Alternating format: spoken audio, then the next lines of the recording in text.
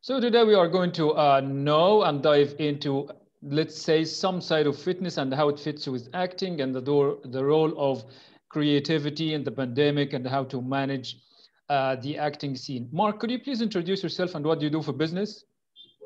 Hi, I'm Mark Haldor. I'm an actor and director based in the UK. I also write and produce on occasion and sometimes model.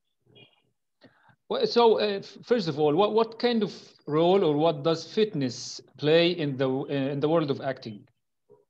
Well, I think the industry itself is a very aesthetic based. Whether we like it or not, it is a major contributor to it because let's face it, we all want to see beautiful people on screen. I'm not claiming I'm beautiful, but I'm working at it and doing my best. And the one thing I can do to make that achievable is watch my diet, make sure I go to the gym when they're open, carry on working out from home, and just take a general care in what I do. Because ultimately, you're the brand, that's what you're selling, and that's what people want to invest in. And what kind of roles like can you get or can you cast in the current shape or form you are in? Warrior roles. I mean, I recently auditioned for The Witcher, and potentially I shall be auditioning again. So that's one. Obviously, I've had brands like Game of Thrones, Vikings, etc., throwing at me going, "You should be in these shows," and I'm like, "Yes, I will." So that's kind of my niche. That's what people want to see me in, and what my look is very easily castable for. But I mean, on from that, I actually have a real passion for comedy, which probably isn't obvious to the everyday person. So my question here, like, would you venture into producing your own works of art? Well, I already have. I never set out to do it particularly. It was just one of those cases where nobody else wanted the job. And you're like, yeah, okay, I'll do that as well. But I quite enjoyed it, and it's nice to tackle a project from lots of different angles because I've acted, I've directed, I've produced, I've written, I've edited, and each plays their key role in making it what you see the end result. I mean, especially the editing. How you edit something can make or break it. Which is more, let's say, demanding, which is more like takes more creativity, writing or acting? I think writing, if I'm brutally honest. I think because, I mean, I dabble, but there's some amazing writers out there that one, they have to conceive whole worlds, and they put the nuances in and the intricacies, and a really well structured piece. They've done all the work. As an actor, you can dissect that character, you could give him a backstory if perhaps it doesn't exist, you can put a few little nuances in yourself, and you can really kind of get under the skin of the person you're portraying. But I think the world is created for you. That for me is the hard part. We're just putting the icing on the cake. We get to flavor the character.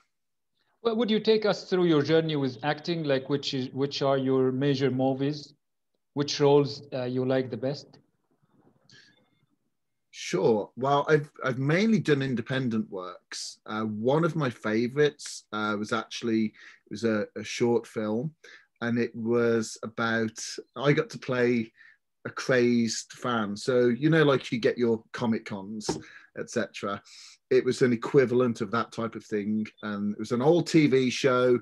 And one of the characters, the actors from the show back in the day, turned up at this convention to sell his wares, and was literally not bothered about, except for the one fan, the one crazy stalker fan who was me. And he kind of, through desperation, gave me his time, and I ended up kidnapping him. And then we decided to reenact one of his episodes with very different results to how the show went down. So that was a lot of fun for me to work on. That is great to know. Okay, what awards have you managed to win so far? Well, as to say, we won for The Fetish Man, 5 awards. They were DAFTAs, so it's a new competition. It's like a tongue-in-cheek parody of the BAFTAs. We won for that Best Actor, Best Actress, Best Film, Best Cinematography. I can't even remember the other one. Best Wardrobe, won that too. And then I also won for my own film, Crossing Over, Producer of the Year for that. When would you describe yourself as successful? Sorry, could you repeat that? When would you describe yourself as successful? Like, do you see yourself now as you have already achieved success, or is it still to come? I think it's an ongoing thing. I think there's different stages. For me, the fact that I have made a film and the fact that I've just pursued my passion is success.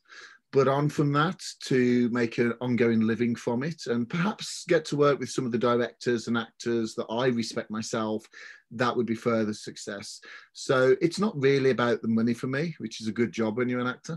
But yeah, I think success are the pit stops along the way. I don't think there's this one end goal. I think if you're not enjoying the journey, you're in the wrong business. So my other question here, how do you keep yourself, or let's say improving yourself, always on the road? Like what kind of skills do you try to gain? What kind of self-improvement do you try to do? Well, I think, as I say, it's a whole package. So, I mean, we've spoken about my training. That's the one discipline because that takes care of my look. Doing acting classes with my coach in LA, I do those weekly. I've done that for years and it just keeps you sharp. You're never trained, you're never a finished article. So there's always more to learn. And obviously you learn from your peers as well. You get to work with different people. So you've got that. Can continually be doing accent coaching, continually read scripts and break them down, because breaking a script down isn't like that easy. You have to be familiar with it. And if you don't do it for a while, you'll be shocked how hard it gets again. So just keeping sharp, reading scripts, breaking it down, and just really acting as much as you can, even when there's not a job about, have fun with it. Pick a script, pick something up and have a go. So yeah, it's just basically filling your time with all these constructive things. And I think the other thing that I'm really trying to take on board myself now and do is learn as many different skills as you can, whether it be a martial art, an accent, horse riding, etc., etc., etc., because they will all come in handy. People want to know what skills you can do. So basically go out and explore. That is great. Okay, speaking about the people, what would you like people to expect or to know about you when they come to watch your work? I would like them to realize that there's more to the person than perhaps perceived from what they'd seen so far. I get this a lot, that I think my image is quite overpowering in one respect. I think I have a very distinct look and people have certain perceptions of what I may be like, whereas actually I'm really quite soft, and comedy's the core of me, which I don't think a lot of people would necessarily assume. But yeah, I mean, if they're coming to see my work, I would just love to think that they see me in one role and then something completely different the next, and just see how versatile I am. So I want you to give a part of yourself for the comedy, and let's say a picture of yourself in the villain's role. I'll give you the context and then let's say how you're going to react to that. So let's say the scene is you're coming home, you're meeting your wife, then your wife's mother is at home and you don't like her. What would you do? Which one we go for? The comedy one? Yeah, for the comedy one first. Okay, so pull into the driveway. It's like, hi, oh, hi, Mom. Didn't know you were going to be. What the fuck are you doing here? Of course, I've missed you. Like, seriously, you're staying. Well, a night's fine. What? Honey, we need to talk about it. She's not staying for a fucking month, okay? She's not staying for a month. Of course you can stay for a month. I was just saying. So, Okay. Yeah. oh, okay. And you want Okay. a villainous one? Yes. Okay. Hi, honey. Oh, hi, Patricia. Um, excuse me, darling. What is she doing here? Right, you never mentioned this. Um, can you just can you go to the kitchen, please, and finish dinner? Oh. Hi, Patricia. I think me and you need to have words. Now, what did I say the last time I saw you? If you show up in my fucking house, you will never see the light of day again. Have you got that? I think you should leave. Oh, Okay. yeah. That is awesome. Okay, so let's get back to the people. What would you like to tell the people? What would be your main, let's say, lessons or what you have learned from your experience and professional life so far? Um, what I would say is I get a lot of people asking me how they can get into the business and become an actor in the first instance. I think the honest answer to that is there's no one way in. The best advice I can give you really is a set of tools. God, I'm saying like Liam Neeson there. Basically, I would find an acting coach, someone you gel with. Don't settle for the first person that you come across. Try a few. Find who you feel you're going to learn off and who's really giving their students, because I think there's so many out there that they don't. But you know, gut instinct is a big thing there. Secondly, when you're doing that regular, start meeting like-minded people, whether it be through social media or groups or classes or however. There's lots of filmmakers out there. Find actors, find directors, find producers, make your own stuff. You don't need a budget. If someone wants to be a script writer, get them to write you a short script. You know, you can film stuff on an iPhone. It doesn't, some of the best stuff is filmed on an iPhone. There's such good quality now. Get out there and make it, make mistakes, keep doing it. People will start to take notice. Eventually, you'll start to get jobs, you'll get credits and so on. But I think sitting around and waiting for it to happen, it's just not. It happens to very few. You've got to go out there and make it happen, and be as proactive as you can. But those are certainly the first things I would do.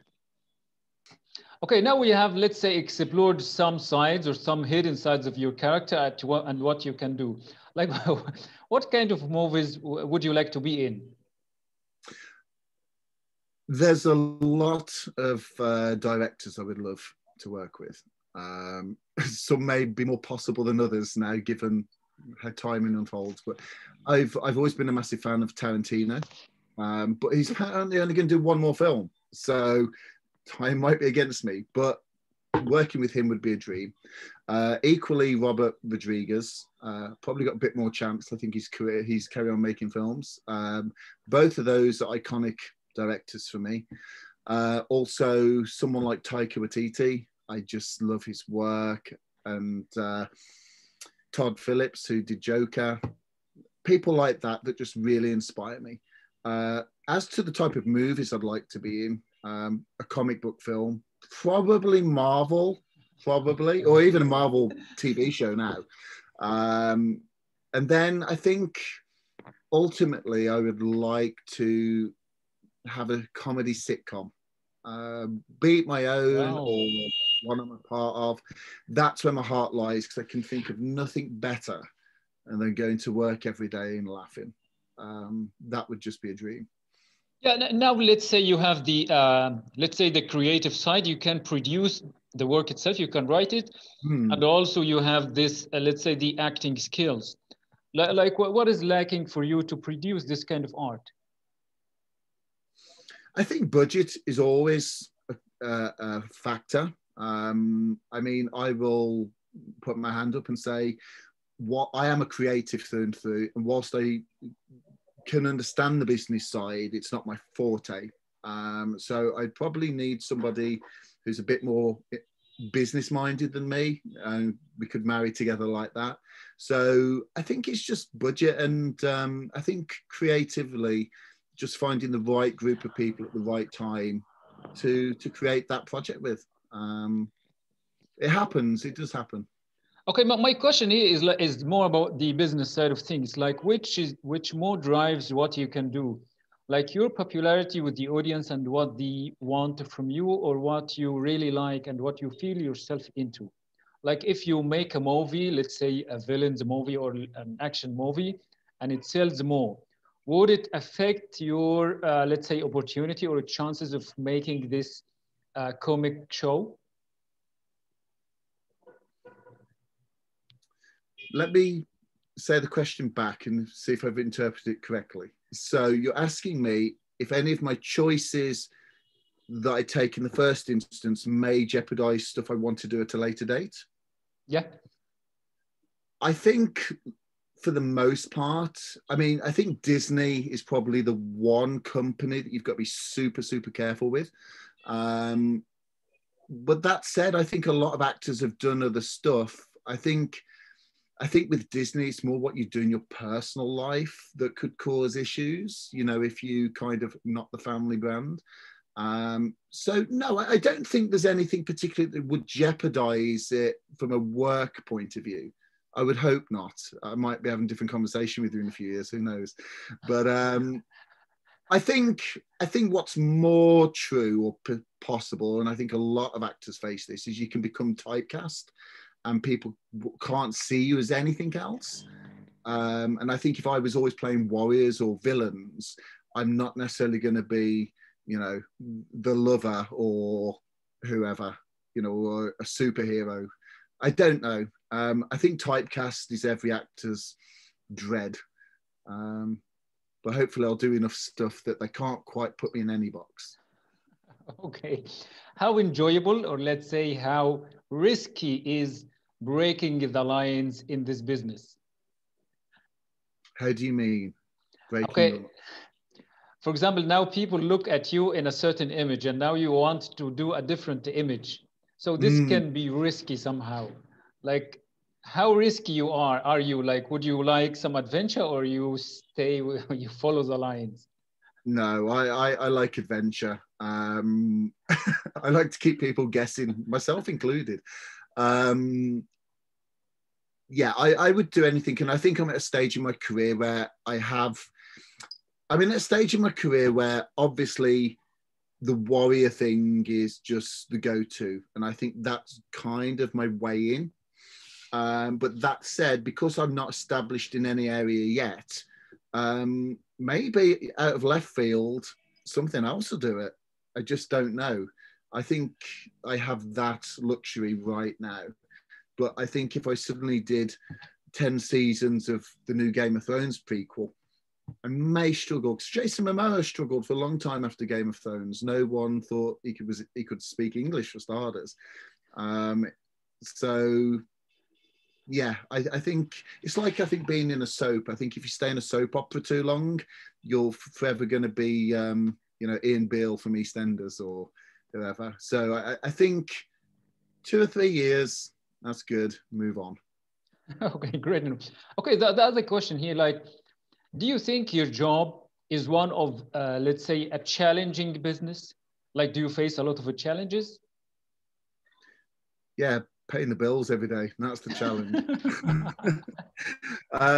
I think, you know, an actor's only really as popular as his last project. And I think there's a handful of people. I mean, the celebrities we see, they are essentially a handful of people, you know, but we take that as the norm. There's a lot of other people below them who every day are working and they're putting the food on the table. And they're not a household name, you don't know of them. So I think the challenge is to get to that level. Some people don't want to, can completely understand why. You know, they want to keep their anonymity. No. You know what I mean?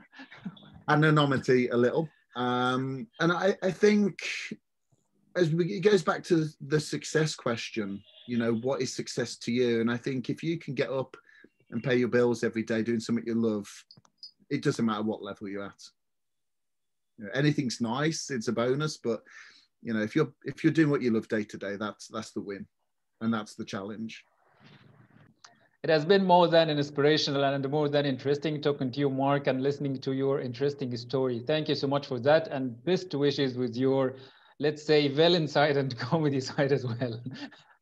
Yes, well, hopefully just from this interview, people will see that I've got a bit of a comedy streak running through me. It's been an absolute pleasure to talk with you. And yeah, thank you.